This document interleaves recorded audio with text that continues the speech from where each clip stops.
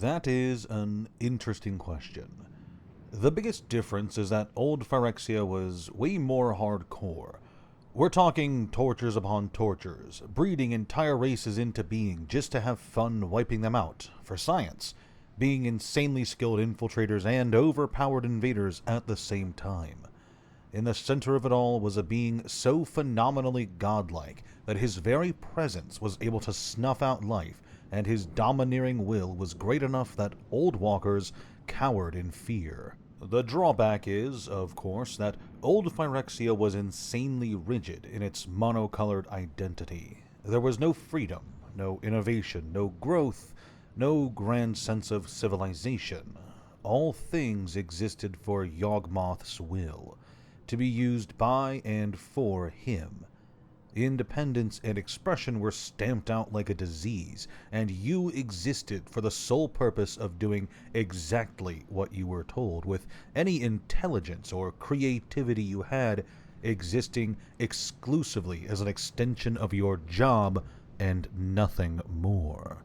A tiny handful of individuals were allowed some independence. Volrath and Krovax come to mind, but these were an extremely rare exception and not the norm.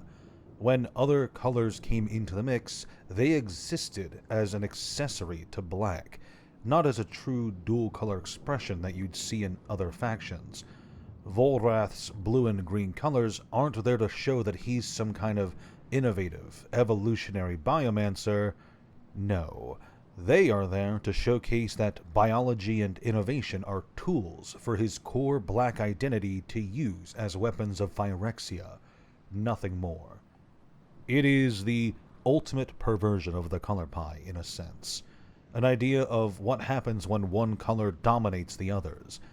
Black's presence on Phyrexia is overwhelming, to the point that the other colors exist to further its goals. Compare that to new Phyrexia, and you start to get an idea of how vastly different the two really are. New Phyrexia is not as uniform as it might have you believe. They don't truly have one ruler. For a brief period they almost did under Karn, but Karn's rule would have been an insane one. A mind twisted by the oil, not in control of it. Even now, the idea of a singular will driving New Phyrexia's purpose simply doesn't exist.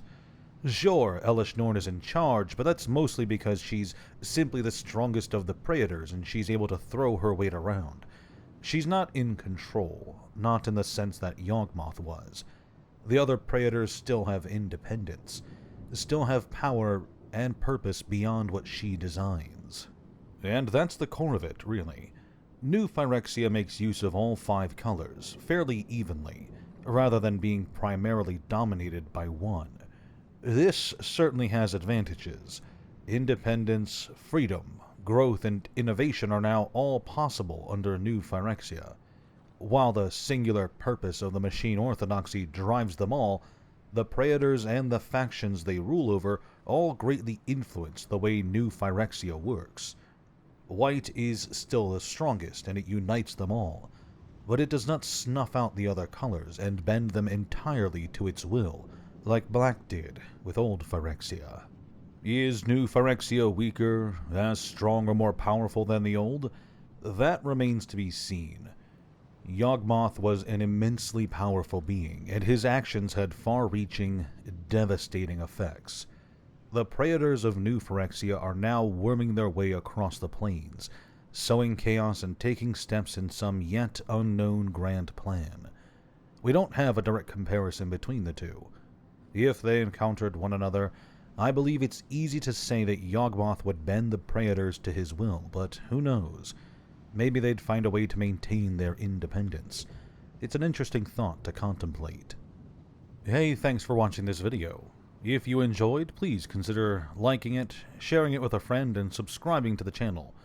If you have questions concerning the lore, feel free to reach out to me wherever you find me.